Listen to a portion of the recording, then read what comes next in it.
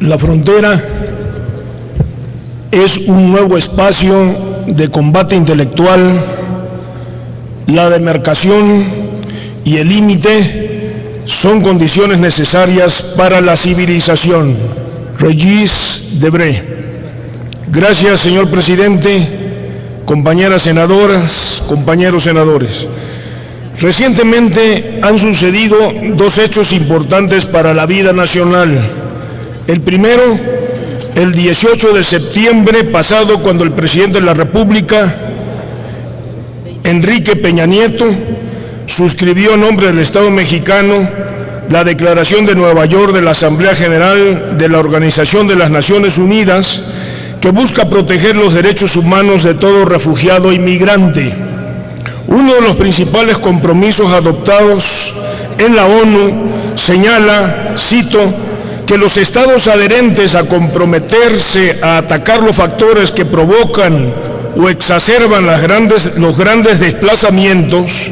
promoviendo sociedades pacíficas e inclusivas fundadas en el Estado de Derecho y el derecho internacional de los derechos humanos, y creando las condiciones necesarias para el crecimiento económico equilibrado, sostenible e inclusivo y el empleo. Fin de la cita. Estos compromisos para México implican un gran reto en cuanto a la instrumentación de políticas públicas en el corto y mediano plazo, y por tanto en el gobierno federal como en el Congreso de la Unión se tendrán que tomar medidas para cumplirlos. El segundo suceso es el reciente proceso electoral en los Estados Unidos de América, que ha sido sin duda el que mayor cobertura informativa ha recibido y en nuestro país el que mayor expectativa presentó por las particulares características de los contendientes, tanto demócrata como republicano, y porque México jugó un papel central en las propuestas y el debate del candidato republicano. De hecho, como nunca antes, captó la atención de nuestro país y logró de manera inédita que algunos sectores de nuestra sociedad y también actores políticos de todas las tendencias se involucraran directamente e inclusive participaran a favor o en contra de alguno de los candidatos. Los inesperados resultados han producido efectos negativos en nuestra economía y han estado acompañados de toda una serie de análisis, opiniones y críticas, especialmente por las radicales posturas que ha manifestado el candidato ganador respecto a nuestro país. Analistas internacionales han dicho, respecto a las propuestas del presidente electo Donald Trump, que los muros que pretende construir no solo son de ladrillo, sino económicos, pues su discurso no solo alude a las exportaciones y acuerdos comerciales, sino también a los problemas migratorios entre ambos países y al envío de remesas que hacen los mexicanos desde Estados Unidos. De acuerdo con cifras del Banco de México, de enero a septiembre de 2016, el monto acumulado de las reservas familiares es de 20.046 millones de dólares, con un crecimiento de 7.7% anual. En 2015, el Banco Mundial estimó que las remesas de México representan el 4.4% de las remesas mundiales, con un monto de 25.689 millones de dólares, cifra muy superior al valor en México de las exportaciones de petróleo crudo de ese mismo año, que alcanzaron 18.524 millones de dólares. De esta manera, si se crea la pared económica entre México y Estados Unidos, como lo ha anunciado Trump, no habrá un ingreso regular de divisas, lo que crea una posición riesgosa para México que podría generar una repatriación de capitales hacia Estados Unidos. El presidente electo Donald Trump señaló como plazo 200 días para renegociar el Tratado de Libre Comercio con México y Canadá, e incluso anunció la posible salida de los Estados Unidos de ese tratado, poniendo punto final al acuerdo con más de 22 años de vigencia, al que calificó como el peor acuerdo comercial de la historia. Además, anunció la salida del Tratado de la Asociación Transpacífico, TPP, y prometió crear una tasa impositiva del 35% sobre la venta de vehículos fabricados en México y que son vendidos después a ese país. Cabe recordar que México es el segundo comprador de mercancías en los Estados Unidos después de Canadá y que el comercio entre ambos países equivale a 500,000 millones de dólares, equivalentes a $1 millón por minuto. Por el desarrollo de los acontecimientos posteriores al pasado 8 de noviembre, día de la elección de Donald Trump, y ante la toma de decisiones que ha anunciado respecto a sus más cercanos colaboradores, todos ellos radicales de derecha,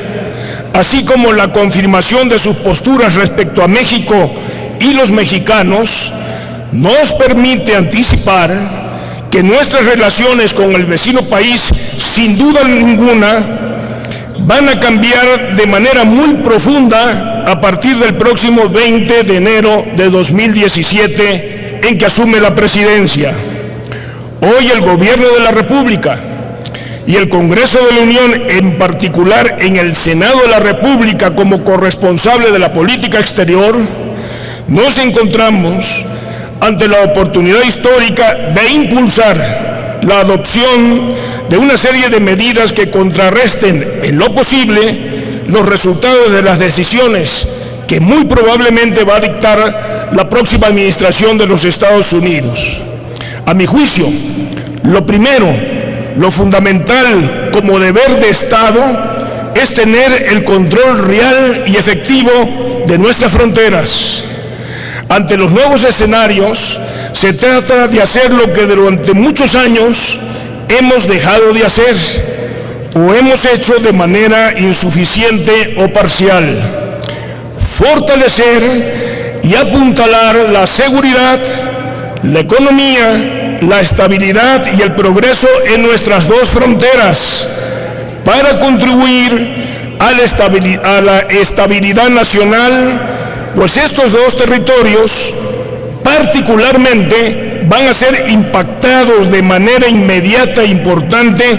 por las nuevas políticas y decisiones de la administración Trump. La iniciativa que hoy pongo a su consideración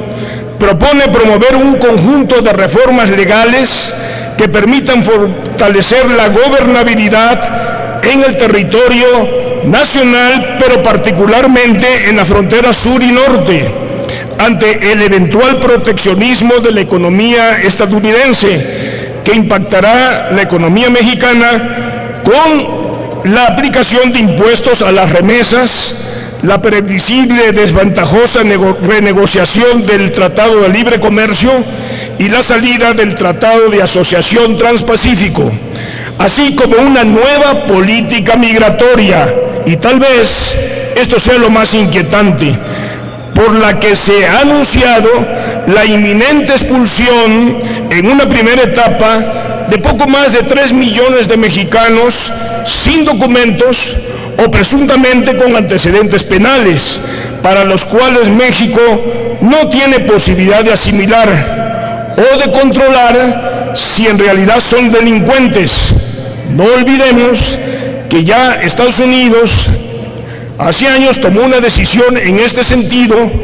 en California sobre todo, en relación a las bandas de las maras que actuaban y que nacieron y surgieron en California y fueron deportadas hacia El Salvador y Honduras, según su nacionalidad. Y estas maras hoy se han fortalecido y han tomado el control y el desafío que están sufriendo sobre el Estado hondureño y salvadoreño, y se están ramificando en toda Centroamérica, constituyendo un verdadero peligro nacional. Pero nacieron en los Estados Unidos, nacieron allí y fueron deportados. ¿Qué va a pasar entonces en México con estos delincuentes con antecedentes penales que nos deportarían? Realmente constituye un problema muy importante.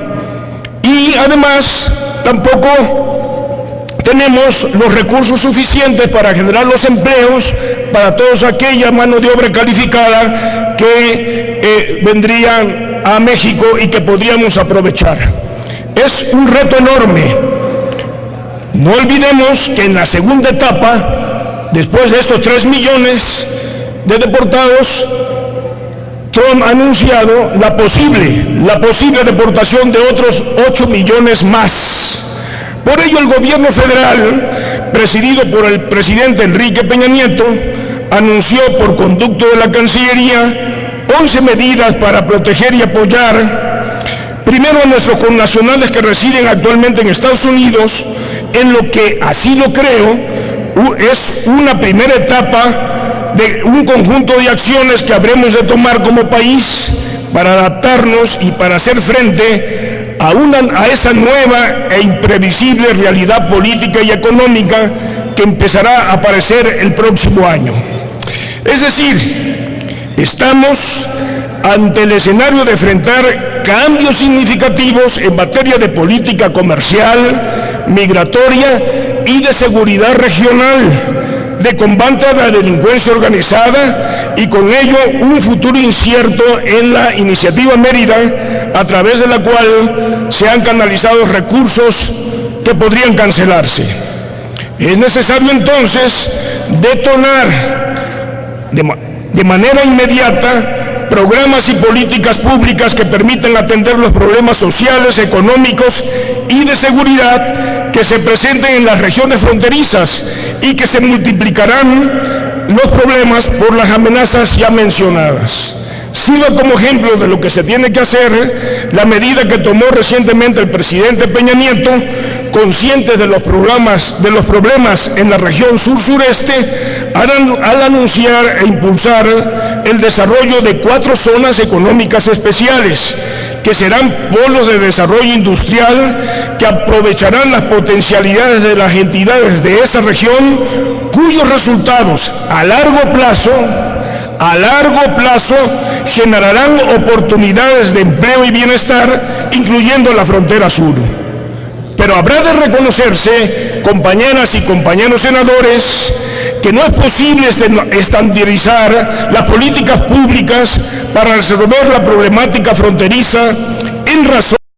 de las evidentes diferencias de los factores causales e históricos entre ambas fronteras. A pesar del importante desarrollo económico y social en la frontera norte, los estudios de la investigadora Guadalupe Correa Cabrera indican, y cito, en las últimas décadas, los estados se han visto afectados por varios fenómenos, entre lo que destaca la apertura comercial en un nuevo esquema de globalización y, de manera particular, el aumento exponencial de la violencia relacionada con el crimen organizado. En este contexto, también se observan rezagos en la provisión de servicios públicos en diversas ciudades fronterizas, principalmente en aquellas donde el crecimiento ha sido muy rápido, dado el desarrollo de la industria maquiladora. Concluye la cita. En cambio, la frontera sur se encuentra mucho más rezagada que la del norte, pues carece de infraestructura física moderna, de educación de calidad y de procesos de industrialización tecnológicamente avanzados y competitivos. Depende de las actividades agrícolas, pecuarias y actividades diversas en la rama de la construcción y los servicios. Se destaca por su porosidad, de la cual el aumento del fenómeno migratorio, del crimen organizado y el contrabando de mercancías, armas y materias primas la distingue. Ante esta realidad y ante el desafío que significa la nueva administración Trump, propongo a ustedes, compañeras senadoras y senadores, legislar para que en la frontera sur y en la frontera norte se reafirme la soberanía y el control del territorio a través de una política de Estado integral que resuelva su particular problemática con el fin de evitar que a partir de coyunturas políticas se determine la viabilidad o no del otorgamiento de apoyo para millones de mexicanos que viven en esa región y para aquellos que retornarán deportados por la frontera norte, más los migrantes que ingresan por el sur y se quedarán en México ante la imposibilidad de ingresar a los Estados Unidos con las nuevas políticas de Trump, y que las autoridades migratorias del país calculan entre 150,000 personas anuales que se dirigen hacia el vecino país del norte. Para atender los retos que representa la problemática actual y la que podría generarse, como lo he señalado, en el futuro inmediato en las dos fronteras de México, frente a un gobierno de perfil autoritario y populista en los Estados Unidos, propongo reformar nuestra ley de planeación en su artículo 25, la fracción cuarta del artículo 28 de la Ley Federal de Presupuesto y Responsabilidad Hacendaria, las fracciones cuartas del artículo 19, tercero del artículo 50 y del artículo 52 de la Ley General de Desarrollo Social, y adicionar un párrafo al artículo 142 de la Ley General del Sistema Nacional de Seguridad Pública. De lo que se trata es de, primero, incorporar dentro del Sistema Nacional de Planeación el concepto de desarrollo fronterizo. Incorporar dentro del Sistema Nacional de Planeación el concepto de desarrollo fronterizo, para que se expidan programas regionales que regulen la atención integral que los tres niveles de gobierno deben de brindar a la frontera sur y norte como zonas prioritarias y estratégicas del desarrollo nacional. Segundo, incluir de manera permanente en la estructura programática del presupuesto de egresos de la Federación de cada ejercicio fiscal el componente fronteras, para que efectivamente se doten de recursos presupuestales etiquetados para el impulso al desarrollo de las regiones fronterizas. Tercero, considerar a la frontera sur y a la frontera norte como regiones preferentes y de interés público dentro de la Política Nacional de Desarrollo Social. Cuarto, dotar de atribuciones a la Comisión Nacional de Desarrollo Social y a la Comisión Intersecretarial de Desarrollo Social para considerar como política de Estado la administración de los recursos y la ejecución de los programas que impulsen el desarrollo social en la frontera sur y en la frontera norte. Quinto, establecer en la Ley General de la materia criterios específicos aplicables a los 23 municipios de la frontera sur para que les permitan acceder a los fondos de ayuda federal para seguridad pública en razón a las particulares condiciones que guardan por el tamaño de su población, la incidencia delictiva y su ubicación geográfica, que son vecinos de los tres estados que en paz son los más violentos del mundo: Salvador, Honduras y Guatemala. Amigos senadoras y amigos senadores, el inesperado triunfo electoral de Donald Trump no es un fenómeno local o particular de los Estados Unidos. Es la representación más acabada del rechazo de las sociedades a la globalización tal como se ha instrumentado, a la apertura comercial indiscriminada, a la pérdida de identidad por las manifestaciones culturales globalizadas y a los masivos desplazamientos de grandes grupos de población por violencia o por pobreza o por razones étnicas. Decía Carlos Fuentes: no hay globalidad que valga sin localidad que cuente. Y ya son varios los ejemplos que así lo demuestran. El Brexit en el Reino Unido, el nuevo gobierno presidencial de Filipinas, los procesos electorales en Polonia, Hungría y Austria, de alguna manera el referéndum por la paz en Colombia, y todavía estamos por ver lo que suceda en las próximas elecciones de 2017 en Francia y en Alemania. México entonces debe prepararse para enfrentar y asimilar estos cambios globales que implican el inicio de una nueva época en la historia de la humanidad. Por ello solicito su apoyo, compañeras senadoras y senadores, para esta propuesta. Apuntalemos a México de manera decidida y con acciones firmes y concretas, especialmente en las zonas fronterizas, que es donde se encuentra la vulnerabilidad de nuestro país, que serán las que reciban el mayor impacto de los resultados de una política que pretende revertir los avances que alcanzamos durante décadas a favor de la integración, del consenso, del diálogo, del respeto mutuo y del derecho internacional. Insisto y lo reitero, estamos ante una inflexión histórica que demanda de concierto interno, de fortaleza institucional, de consistencia política y de unidad nacional. Como lo ha señalado el pensador Thomas Berners, la realidad no tiene compasión jamás. Muchas gracias y gracias por su tolerancia, señor presidente. Con mucho gusto, señor senador. Sí, el senador Ríos. Le pido se solicite publicar en la Gaceta del Senado de manera íntegra mi integración de hoy. Muchas gracias. Sí, el senador.